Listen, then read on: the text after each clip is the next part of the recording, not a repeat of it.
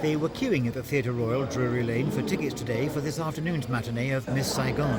It'll be one of the last chances they'll have of seeing Jonathan Pryce in the starring role, because he leaves the show on August the 18th. He was then supposed to take a holiday before going on to star in the New York version of the hit musical on Broadway. Now American Equity has banned him from working. His part, they say, should be taken by an Asian. I was shocked, and I still am kind of numb about it, really. It's a decision we didn't expect them to make. I especially thought that logic and reason would see through, because what they've come through with as an argument seems to be quite illogical. And I don't know if any changes can be made now, but it's once the shock is worn off, I think I'm going to feel pretty angry about it. Not only has Jonathan Pryce been denied the chance to star on Broadway, he now has no job to go to at all. And producer Cameron McIntosh, who's abroad at the moment, has just said he won't take Miss Saigon to New York without its British non-Asian star. But by calling American Equity's bluff, if bluff it be, it will, says the General Secretary of British Equity, cost him a great deal of money. That means he will be putting advertisements in the papers in New York and telling people how to get their money back, because many millions of pounds have been taken in ticket bookings for a show that was, after all, going to open next year. Do you think American Equity had a point, though? We can understand their desire to help their Asian members. Actors have a rotten time, all actors, everywhere, and particularly here and in America.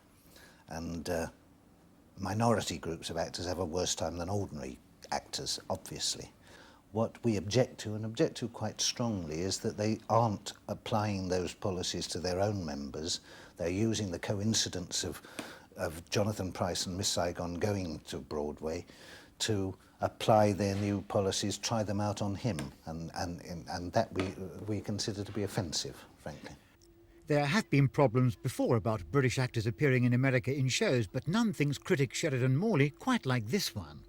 Cameron McIntosh has remembered that Andrew Lloyd Webber in this same situation with Sarah Brightman 2 years ago, when with a rather better case, Equity was saying in America, we can find an American girl to play this part.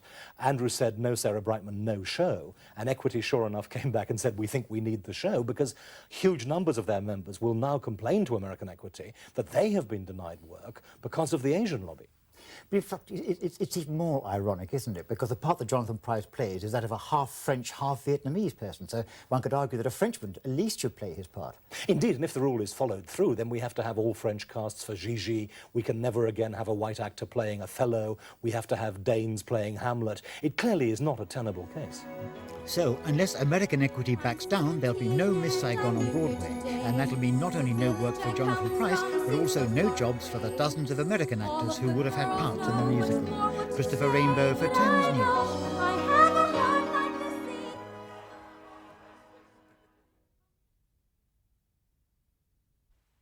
Christopher Rainbow for Thames News.